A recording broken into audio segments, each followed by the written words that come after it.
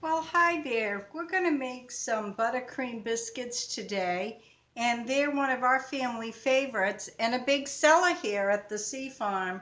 When we had our vegetable stand going, we sold lots and lots of these biscuits, and they also sold very well during strawberry season.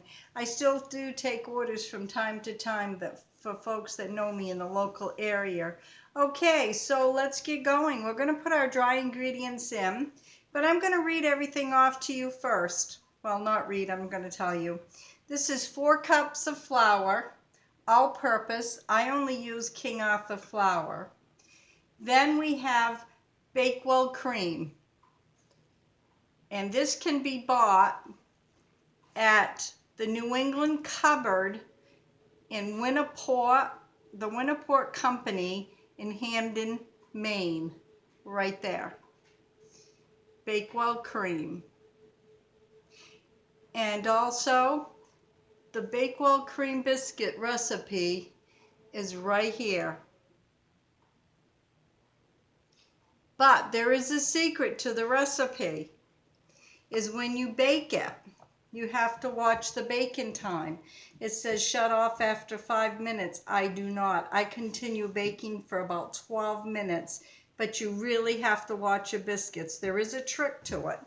And then we have baking soda, 2 teaspoons of that, a half a cup of shortening. All I use is Crisco. And then we have about a cup and 3/4 of whole milk. Okay, let's get started. We're going to put the dry ingredients in first. That would be 4 teaspoons of the Bakewell cream. Okay. And let's see here. I just noticed I didn't get my salt out, but I'm going to get it out now. This is Himalayan salt, pink, and that's what we use. But I'm going to set that right here for a moment. This is the baking soda. We want 2 teaspoons of that. And we want a teaspoon of the salt, which will be, I'm not measuring here, usually I do, probably about like that. The salt in.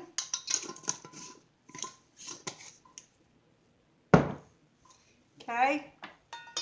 Then what I do is I just take something and I just stir it around briefly, just like that.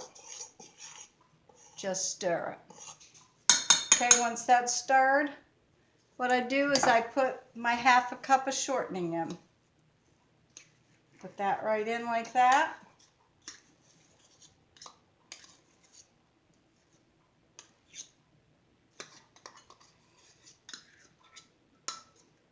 There you have it, right there. And then you need one of these handy dandy little blends. This is it's called a dough blender. And it just says made in the USA. It's to blend flour and shortening, but there's no name brand on it. You need one of these. Okay, what you need to do is you need to take this and you just knead it in until it comes like the consistency of baby peas. That's the best way for me to describe it. Just keep mixing it all together real well. Just mix it right in. Okay, what I'm making today is buttercream biscuits. I started with my tablet and I apologize. It went out. It said my storage space was full. So I'm going to continue with this and start over, but I'll tell you the ingredients. In here we have 4 cups of flour, 4 teaspoons of Bakewell cream. That's this right here, Bakewell cream. And it can be bought in Hamden, Maine, right here. And also the biscuit recipe is right there. This is a really great recipe. is sold very well at our farm stand, and I still take orders for it today. And then we had 2 teaspoons of baking soda that I already put in, and a teaspoon of the pink Himalayan salt, and a half a cup of shortening, and I use Crisco. Another thing I'd like to say is, once it all goes in, you put the dry ingredients and you just stir. Then you take the half a cup of shortening, which I did, and you use this pastry blender. It's to blend shortening and flours. This is a must-have tool. This really works great. So what you're going to do is, I've already started because I had to start over, is you go like this with your flour and you incorporate all that shortening in really well, like that, till it's like pea size. So once it gets like that, you want to take about 1 3/4 cups, whoops, I'm sorry. Everything's different since I set this camera up. 1 3/4 cups of whole milk. And it's best if you have cold milk.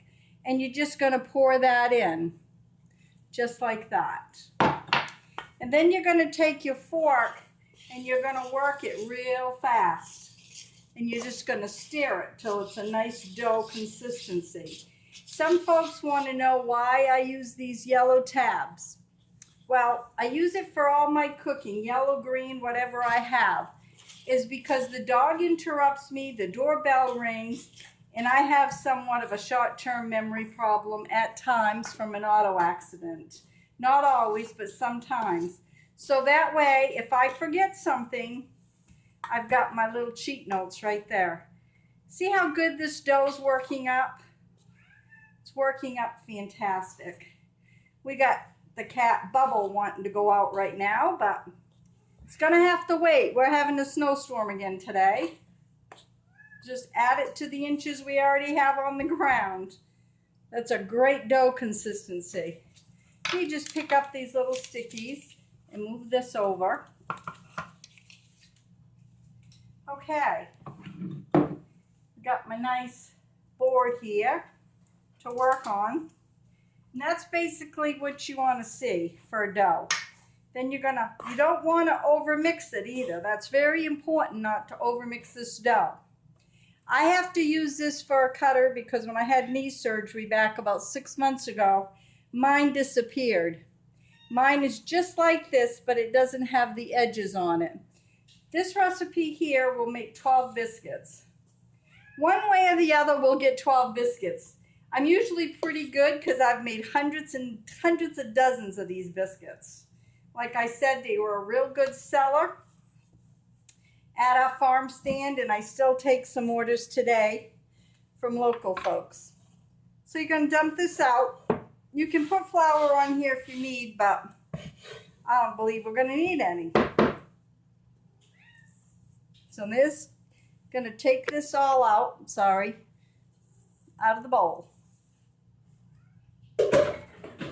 See the dough right here? You just want to knead it a little bit. You don't want to overwork this dough. That's the most important thing. It's not overworking the dough. We'll just make sure it's all in. Feels great. Ray's going to be somewhat surprised because I'm making this to go with chili. Actually, I've got my Instapot going right now, and I am cooking some kidney beans in it. And I've never done it before, so I'm a little anxious to see how that's going to come out. And I got about eight minutes on the kidney beans, and if you stay tuned, maybe my next video will be the steps on the kidney beans in the Instapot. Okay, here we have it. You want to start with the dough being about that thickness right there. You don't want to pat it. You don't want to do anything. I have a cookie sheet right here, a half a cookie sheet, which I'm going to put the biscuits on as I cut them. I want you to be able to see, so let me just move that. See if I can just move this a little bit more so you got more of a view. I apologize. There, I forget, I'm on my tripod. Okay. There. Oops. So you want to go like this. This doesn't give such a good cut as the other one, but hopefully it'll come up. You want the biscuits to come out about like that. It's very important. We're going to put them like this. And like I said, we will get 12 biscuits out of this dough one way or the other. You will notice in my videos, I don't do too much editing. I'm fairly new to YouTubing. But you know, I've come to realize we all make mistakes and we're all not perfect. So I'm not editing too much. For one thing, I don't know the fancy gadgets to edit with. Plus, I think it's important to see if I make a mistake, oh well, this is the real world. We all make mistakes. So you will find that in my videos that I'm not perfect. I do make mistakes. Okay, we're going to have one more. So right now we have 6. Work the dough a little bit more here. And also you want to bake this in the oven. You want to set your temperature on 475 and let it come up to temperature. The big key factor is you want to watch it. It takes about 10 or 11 minutes to cook. If you go and buy the Bakewell, which is a mixture of baking powder and baking soda somehow together and a little bit of cream of tartar, I don't know, but it's a leavening agent for better biscuits. That's all I can tell you. Do not go by the canned recipe. You can go on how to make it, but for the baking instructions, you do not want to go by that. So we got some dough here, and we got 4 more we have to cut out. So, not sure how it's going to go, but like I said, we're going to make it go one way or the other. There we have 2 more.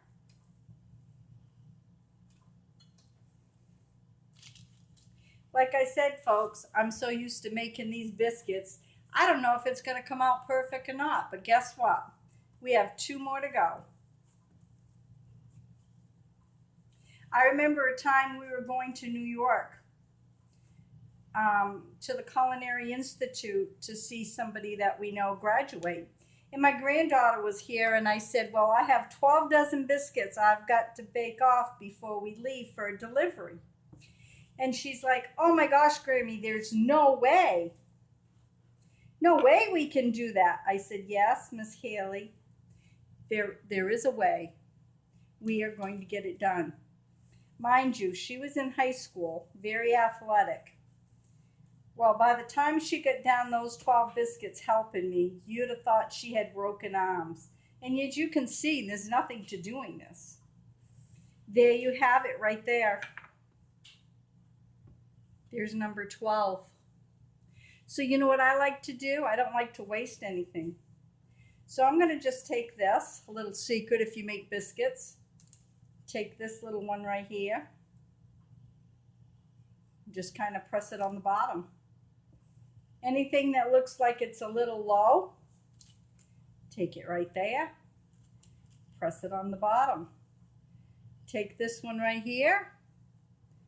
All I do is this, just a little secret that I have that my grandmother taught me years and years ago. Now, using this Bakewell cream goes back to many, many, many years. I can tell you that my mother used it. I'm not sure about my grandmother. I almost want to say yes. But anyways, we're going to put this in the oven. We have 12 nice biscuits right there, uncooked, at 475 for about 10 or 11 minutes. So stay tuned and we'll be right back. Okay, folks, I'm back, and look, biscuits are out. Now, what do you think? Don't those look yummy? And the house smells delicious. So what I like to do is we only use real butter here at the house. Either I make it from cream from the store or from the farmer. So what I do is I just put a little butter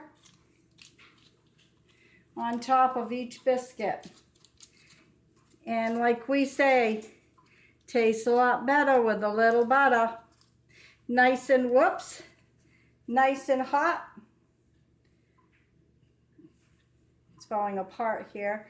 Nice and hot, and I've got chili cooking, and we'll be having these biscuits with chili. And again, like I said, I've got red kidney beans in the Instapot, and that will be a video later on that. Okay, thanks folks for stopping in with me today. Please like and subscribe, and please share this video with everybody. The more people sees it, the better it is, and I can get the word out there that I love to cook. We'll see you on my next video. Bye now. God bless.